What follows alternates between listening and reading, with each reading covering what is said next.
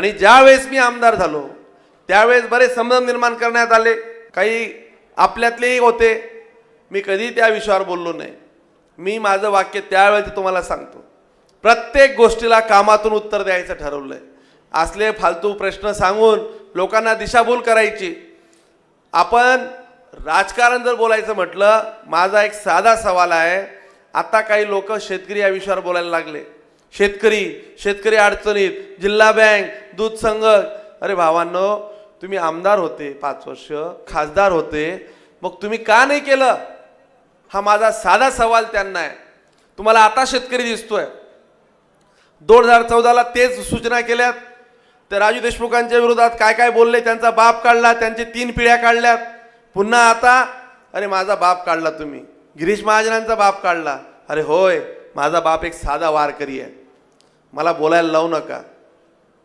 तुम्ही सहकार वाचवायची भूमिका घेताय। बेलगंगा सहकारी साखर कारखान्यामध्ये तुमच्या वडिलांनी काय केलं हे पूर्ण तालुक्याने पाहिलं, त्यांना जेलवारी करावी लागली। माझ्या बापाने कधी असं कोणाचे पैसे खायची भूमिका केली नाही। मला तुमच्या वडिलांवर बोलायचं नाही, मी तुमच्या वडिलांना काका म्हणायचो आणि कायम मला एक संस्कार दिले, वारकरी घरात आलोय। तुम्हाला संस्कार नसतील, ज्या बापाने तुम्हाला मोठं केलं, तुम्हीच म्हटलेत की माझा जन्म देणारा बाप हे भैयासाहेब आहे आणि गिरीश महाजनांनी माझा राजकीय जन्म घातला, तुम्ही त्या माणसाचा बाप काढला। कदाचित तुमची संस्कृती असेल, तुम्हाला ते लक लाभो, मला त्यातही काही बोलायचं नाही। परंतु इथं बसलेले सगळे मान्यवर इथं बसलेले आहेत, मला एक सांगा, ह्या महोदयांनी आज जे शेतकऱ्यांची आठवण घेऊन फिरता आहेत, 10 वर्षात तुमच्या गावात काय दिलं हा प्रश्न त्यांना पहिल्यांदा विचारा। आणि दिलं असेल तर एखादं काम दिलं म्हणून त्यांचा गाजावाजा किती करायचा। आज काकासाहेब तुम्ही 12 कोटी सांगितले, तुम्ही खूप, काकासाहेब असतील, आमचे पंजाब नाना, हे 10 येथे सगळेच लोक आहेत, म्हणजे बाळापासून तर सगळ्या विकास योजना जर सांगितल्या तर अजून जास्त वेळ होईल। बोरखेड्याचे लोक आहेत, डेराबर्डीचा आहेत, पोहरे, करमुडू, कुंजर, राजमाणे, आबोने, दैवत, हे सगळ्याच परिसरातले लोक इथं आलेले आहेत। आजूबाजूचे सगळे, आपला हा जिल्हा परिषद गट पूर्ण आलेला आहे, खेडगावचे लोक आलेले आहेत। काही लोक खूप लवकर समाधान मानून घेतात।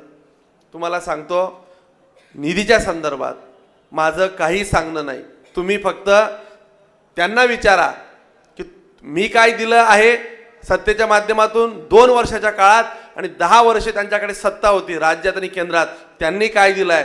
10 वर्ष इज इक्वल टू 2 वर्ष।